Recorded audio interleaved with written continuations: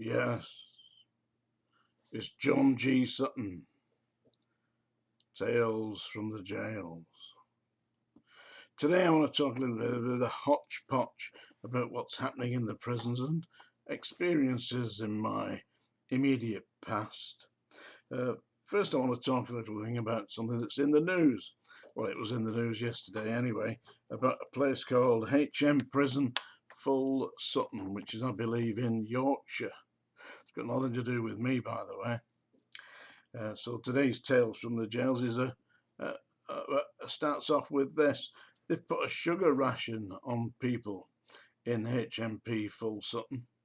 They were previously receiving 1 kilogram of sugar every month to put on the things like sprinkle on the porridge, put in the tea, put in the coffee, what have you. But they've reduced the sugar ration now to 1 kilogram every 3 months, and apparently there is some discontent. Now is the sugar of our discontent.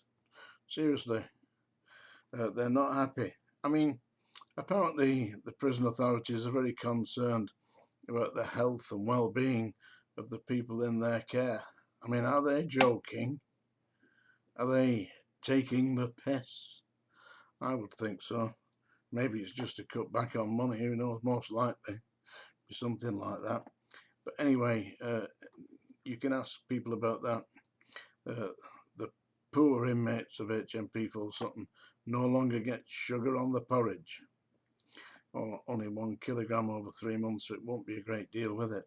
Personally, I don't take sugar. No sugar in my tea, no sugar in my coffee. No milk in my tea even. Yeah, I certainly don't put sugar on porridge.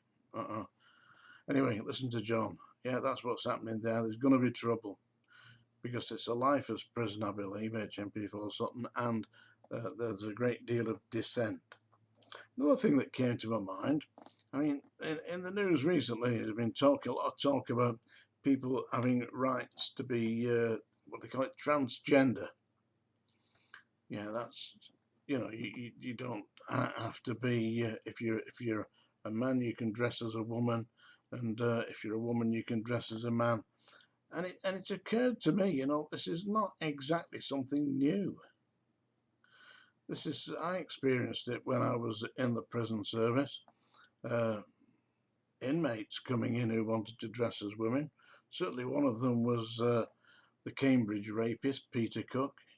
He dressed himself up as a woman and said he wanted a sex change, and tried to make a proposition to me. He wanted me to cuddle and kiss him. I gently guided him back to his cell, as you do.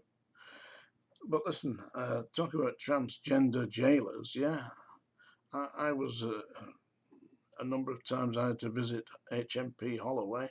Plenty of them there. Usually the governors dressed as men. Seriously. Not a joke. I was in the club there, and I thought it was a bloke. Suit, tie, nicely done up, short hair, dark hair, parted to the one side, And one of the female staff said, that's one of the governors, Really. So this transgender thing is not something new. Although I must say I haven't seen a governor in a male prison, a male governor dressed up as a woman. But there's time yet. I'm sure that there is, yeah. I wanted to talk also a little bit about a former inmate that I knew quite well, actually, who wrote a book called The Prisons Handbook. Have you heard of that? It was a big deal about in the late 90s. Yeah, it's supposed to be a guide to all the prisons. I think it was. It listed the prison governors, how to get there, which trains to catch, what the street was on, what the visiting hours were, all the rest of it. And various, it had comments from the ex-inmates who'd stayed at the prisons. Also, it had a section on statements made about prisons in Parliament, yeah. and the author was a man called Mark Leach. Now I knew Mark Leach because he came out of prison, and I wasn't a jailer at the time. I'd left in 1985, and it would probably be about 94, yeah, 93, 94 that he came to see me and asked me to help him. He'd been writing this book, The Prisons Handbook, and Oxford University Press had declined to publish the second volume. So he needed a publisher and came to see me. And as at the time I was writing numerous books and had a literary agent and all the rest of it, I agreed to help him, and we did indeed get him a publisher, Pluto Press. And the book, the second volume, was called The Prisons Handbook. And in it there's a section of statements made about prisons in Parliament. And if you look at that 1995 edition, I think, yeah, 1995, 96, you'll see my name on it. I wrote that section because he was slightly behind schedule, and to keep him on schedule for the printing date, I helped him do that and wrote that. Yeah, so that was Mark Leach, The Prisons Handbook. Been a number of incidences with Mark Leach. When he was at Dartmoor prison, he spent about 4 or 5 days on the roof. He got on the roof and he had a makeshift tent, and he spent 4 or 5 days in January. Don't know what year it was. It would be in the 80s, on the roof at Dartmoor. Seriously, if you got, there's a museum at Dartmoor prison, you know.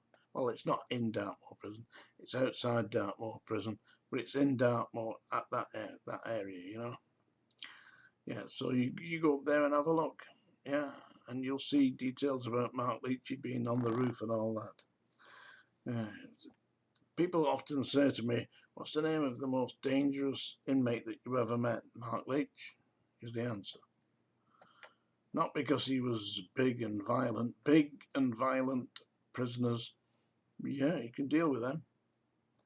What you do is you get yourself a syringe full of gag tool, yeah? You get yourself a couple of gorillas and hold them down, and that's how you deal with them. And I know it's not funny dealing with people like that, but what are you going to do? Eh? You start giving it the old, yeah, bare knuckle boxing like Ronnie Pickering. By the way, did you like your little clip I gave you about that, Ronnie Pickering? Yeah. Anyway, not the bare knuckle boxing, not the Tyson Fury stuff. No, the way to do it is get them down and that's it. They're not dangerous then, but Mark Leach was dangerous. He sued the Home Office, I believe it was about 20 times, and never lost. He once sued the Home Office because the governor woke him up for a cell inspection about 1 o'clock in the morning, gone midnight, and they wanted to search his cell, and he sued the government for disturbing his sleep, and he won. Cost the government thousands. They never defeated Mark Leach in court. He had a master's degree in law, you know, a master's degree in an LLB with a master's degree as well. Yeah, he wasn't a solicitor, but he was extremely. He did set up a firm of solicitors, Mark Leach. I highly recommend that you read his book. It's called A Product of the System. Mark Leach came out of prison in the 70s, late 70s, and set up a firm of solicitors. Seriously, straight out of prison, set up a firm of solicitors, not because he was practicing, but he wanted them to write his reference. And he applied for a job as the head of security for a company called Toys R Us. You may remember them, yeah? Big company that sold toys, Toys R Us. Went for the interview. They flew him to New York. He was posing as a lieutenant commander in the Royal Navy. Complete fabrication. and gave as his reference, forged all his papers, gave as his reference this firm of solicitors that he'd set up. So when he came back to Britain from New York, he forged his own references and got the job. And he was appointed as the head of security for Toys R Us. Seriously.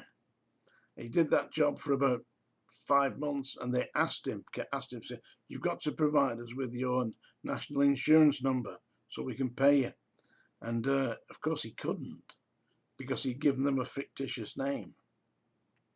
So what you'd normally do, I mean, what would you do? What Mark Leach did, instead of holding his hand up and saying, listen, it's been a laugh, I enjoyed it, sorry, he didn't. He went to the head office and set it on fire. Seriously.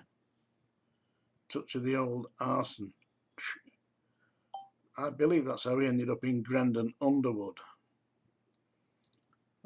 because he was certified as a psychopath. But I know Mark Leach, very nice man. Gentle soul, but don't cross his path. Because if you don't, you're dealing with something, it's like opening the gates of hell. Seriously, that's today's Tales from the Jails. I sincerely hope you enjoyed it. Maybe subscribe. My name's John G. Sutton. Thank you very much.